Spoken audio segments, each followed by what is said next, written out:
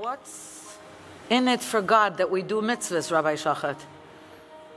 What's in it for God that we do mitzvahs? I guess it's the same principle. I mean, I've heard it said, maybe in this forum and other forums, that God needs our mitzvahs and it gives God pleasure and all that kind of stuff. I don't buy into that, because Moses himself says very categorically in the Torah, "Im tzedakta matitin lo," if you do righteousness, what are you doing for him? You're not doing him any favors. And again, if you sin, you think you're really offending him. You can analyze that a little bit on a Hasidic level, but essentially when you do mitzvahs, it's the same principle. Tzafza, it's about connection to God. You do the mitzvah as a means of bringing yourself closer to God. You need to put on the tefillin, not because God needs you to put on the tefillin, but because you need to in order to bind your mind and your heart towards divinity. You need to light Shabbat candles so that you come to the appreciation of how you have your greater responsibility of illuminating the outside world. Mitzvahs are